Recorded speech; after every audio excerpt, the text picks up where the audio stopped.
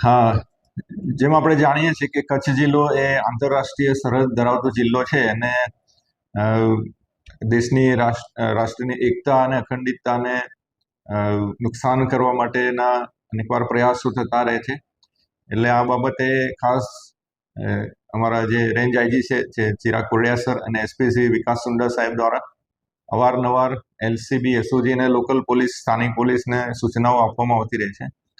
અને એ બાબતે ખાસ કરીને જે યુવાધનને બરબાદ કરે તેવી પ્રવૃત્તિઓ ધ્યાને આવે છે. એટલે એના માટે અ, નશાકારક જે વસ્તુઓ છે એનડીપીએસ ડ્રગ્સ એના માટે ખાસ વોચ રાખવાની અને મળી આવે તો કાયદેસર કાર્યવાહીની સૂચના આપવામાં આવેલ હતી.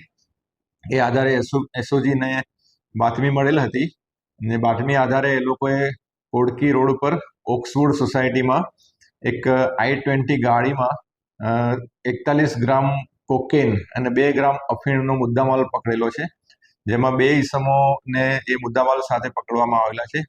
એ મયુર રસિકલાલ સોની કરીને છે, જે ત્યાં ઓક્સવુડ સોસાયટીનો જ રહેવાસી છે.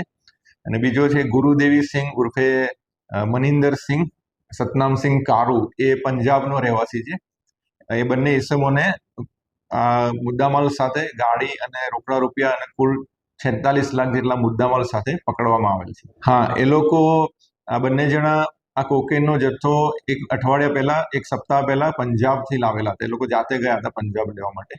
કોની પાસેથી લીધેલો એ હવે એમની પાસેથી પૂછપરછ ડિટેલમાં કરવામાં આવશે અને એ પણ શોધી કાઢવામાં આવશે. આ બંને ઇસમો વિરુદ્ધ માનકુવા પોલીસ સ્ટેશનમાં ગુનો દાખલ કરવામાં આવેલો છે. એની તપાસ ચાલુ છે અને આજરોજ નામદાર કોર્ટમાં એ લોકોને પ્રોડ્યુસ કરીને એ લોકોના રિમાન્ડ માંગવાની પ્રોસિજર કરવામાં આવેલી છે. હા, એ પણ હજી એ લોકો પાસેથી પૂછપરછ કરવાથી એ જાણવા મળશે કે અહીંયા કોને વેચવાનું હતું, કારણ કે અઠવાડિયા પહેલા એ લોકો આ 41 ગ્રામ જે જથ્થો લાવેલા એમાંથી પ્રાથમિક પૂછપરછમાં એવું જાણવા મળ્યું છે કે આમાંથી હજી સુધી કંઈ વપરાયો નથી. એટલે કોને આપવાનો હતો, કદાચ ડિલિવરી લેવા કોઈ ના આવ્યું હોય અથવા તો શું છે એકચ્યુઅલ જે ઇન્ફોર્મેશન છે હવે રિમાન્ડ દરમિયાનની પૂછપરછમાં જાણવા મળશે.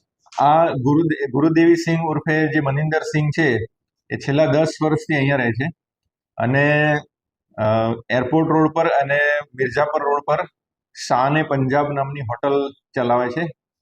અને આ જે મયુર સોની છે એ એની સાથે એનો માણસ છે, એટલે બધા કામો એના કરતો હોય છે.